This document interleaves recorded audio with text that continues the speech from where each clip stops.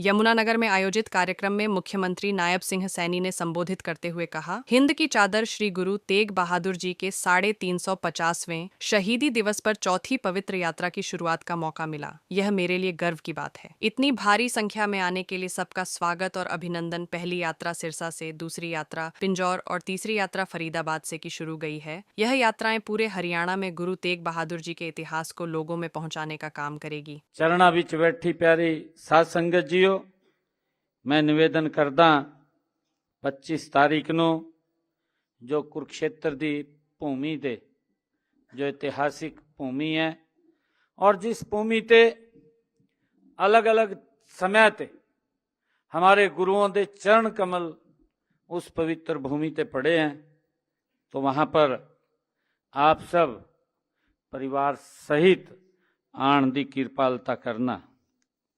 प्यारी साध संगत जीओ, श्री गुरु तेग बहादुर जी वो केवल सिखों के नहीं, केवल भारत के भी नहीं, बल्कि गुरु तेग बहादुर जी वो मानव अधिकारों के विश्व के महानायक हैं, जिन्होंने पूरी दुनिया के लिए, जिनको हिंद की चादर भी कहा जाता है, पूरी दुनिया को एक रास्ता दिखाने का काम गुरु तेग बहादुर जी ने किया।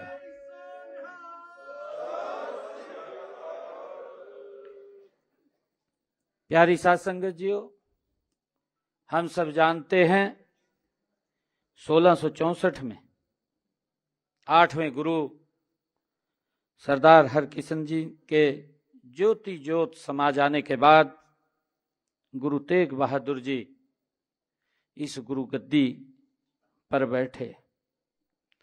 हम सब ये भी जानते हैं, हम उन्हें उस इतिहास के बारे में जानकारी भी होनी चाहिए कि उस समय के हालात इतने नाजुक थे कि गुरु गद्दी पर बैठना बादशाह औरंगजेब से शत्रुता मोल लेने के बराबर था।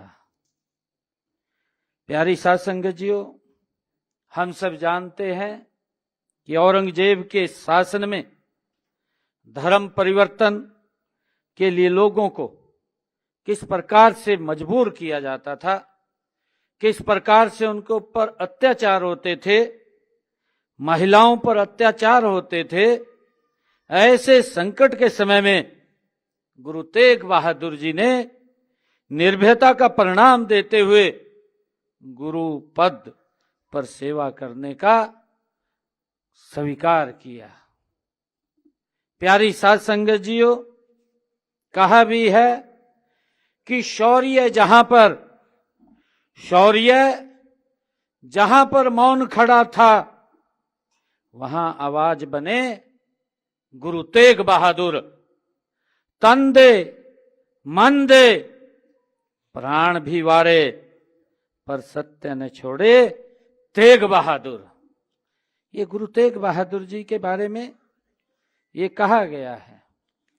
साथियों, हम सब उस इतिहास के बारे में भी हमें मालूम है और उस इतिहास के बारे में मालूम भी होना चाहिए कि जब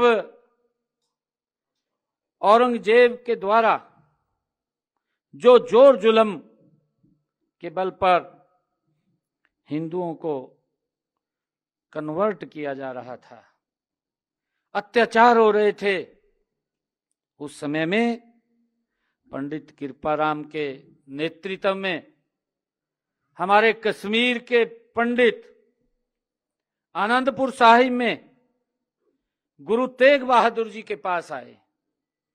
गुरु तेग बहादुर जी को उन्होंने अपनी पूरी व्यथा सुनाई, उन्होंने उनकी बात को सुना और सुनकर के गुरु तेग बहादुर जी ने कहा कि इसके लिए किसी एक महान व्यक्ति को अपना बलिदान देना पड़ेगा। गुरु तेग बहादुर जी ने उन कश्मीरी पंडितों को कहा, उनके साथ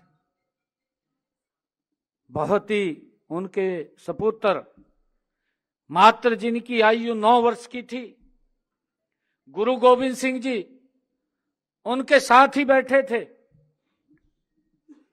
गुरु गोविंद सिंह जी। गुरु तेग बहादुर जी की बात को वो भी सुन रहे थे।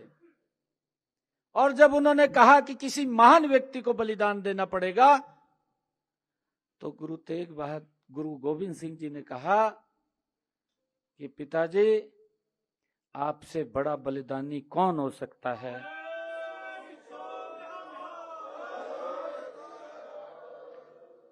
आप बलिदान दीजिए। गुरु तेग बहादुर जी ने कश्मीरी पंडितों को कहा कि आप जाइए, औरंगजेब को जाकर के बोल दीजिए कि जब गुरु तेग बहादुर जी अपना धर्म परिवर्तन करेगा तो हम सब अपना धर्म परिवर्तन कर लेंगे। ये हमारा इतिहास है, ये गौरवशाली इतिहास है, जिस इतिहास को जन जन तक पहुंचाने की आवश्यकता है। और हरियाणा सरकार ने,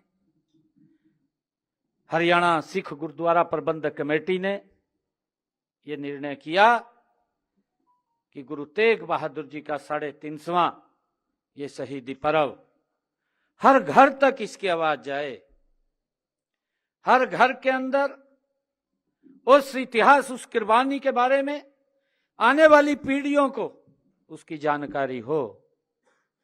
और ये हमारे लिए बड़ा गर्व का ये समय भी है कि गुरु तेग बहादुर जी के 350 वर्ष उस शहीदी के हुए हैं, जिन्होंने मानवता की रक्षा के लिए, जिन्होंने धर्म की रक्षा के लिए, जिन्होंने इस देश की रक्षा के लिए अपने आप को कुर्बान कर दिया।